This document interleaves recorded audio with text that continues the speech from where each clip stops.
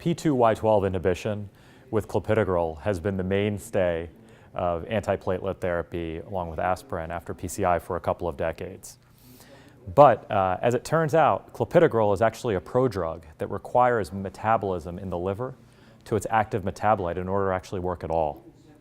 And it turns out that there are patients who have genetic polymorphisms which cause them to be what we call clopidogrel resistant, meaning that they do not convert clopidogrel into its active form. What we looked at in our study was, what we attempted to do in our study, is to assess what happens when we use genotyping to identify those patients with those type of genotypes.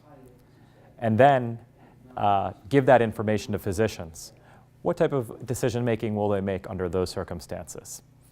The specific primary endpoint which we were assessing was the rates of usage of prasugrel and ticagrelor in these post-PCI patients. As it turns out, prasugrel and ticagrelor are not affected by that genotype.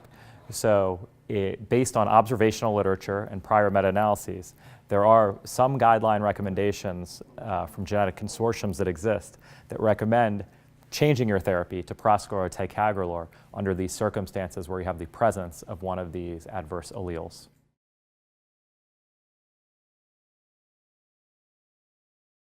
So we decided to do what's called a randomized pragmatic implementation trial. Rather than just roll out in our hospitals the utilization of this genetic test, we set up the implementation as a randomized trial. And we randomized 500 patients to getting a genetic test or not getting a genetic test for clopidogrel resistance.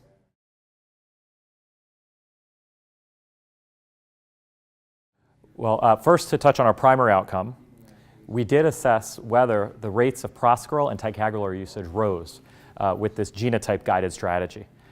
We were in a situation where we had assessed the year prior in the two hospitals we ran the trial at, and we saw that the baseline rate of utilization of these agents was only about 20%. We did hypothesize it would rise based on the use of this genetic information because in the population we would have expected 30 to 35% of people to carry an allele for clopidogrel resistance. As it turned out, the rate was higher of prasugrel and ticagrelor usage. It rose up to 31%. And that was compared to a control arm, which was not genotype, which had rates of usage of 20 to 21%. So a statistically significant difference in our primary outcome, which was really a physician behavior outcome of our physicians responding to this genetic data when they are given it.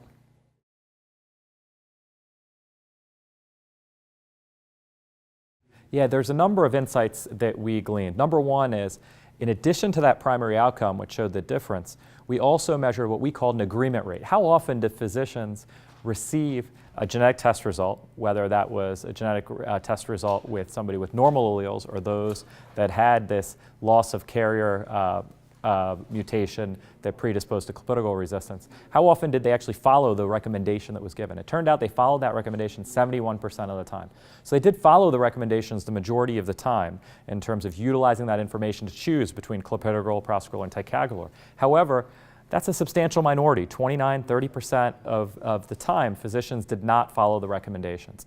So we took a deeper dive into what is it that was influencing the physicians to follow or not follow the recommendations. And we found that the reasons for non-agreement with the recommendations were several.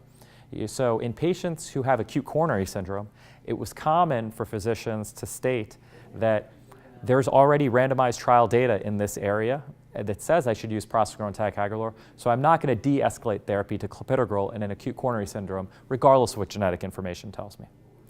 On the other hand, there were some cases where physicians were recommended to use prasugrel and ticagrelor, but they in fact did not use that. And the rationales for that were two. One is they said, well, there's an absence of data in patients who have stable angina, or they also had some concerns about potential cost considerations in some of those cases. So the net result of this is that we recognized that when it came down to the clinical implementation of precision medicine, there was a lot more to it than just the precise genetics. And I think the implications of that certainly apply to further analyses of CYP2C19 genotyping. But they also have bigger picture implications for all of these pharmacogenomic studies, which are sure to follow as we identify more and more drug-gene pairs Is it going to be realistic for us to run randomized controlled trials of every drug gene pair to verify outcomes differences? And if we're not going to do that, because that's likely unfeasible, how are we going to be able to adjudicate these issues where you have genetic information which is telling you one thing, but you have the results of large population-based studies which have always formed the bedrock of our evidence base, which are maybe recommending something different? This is going to be interesting water we're going to be treading in soon enough.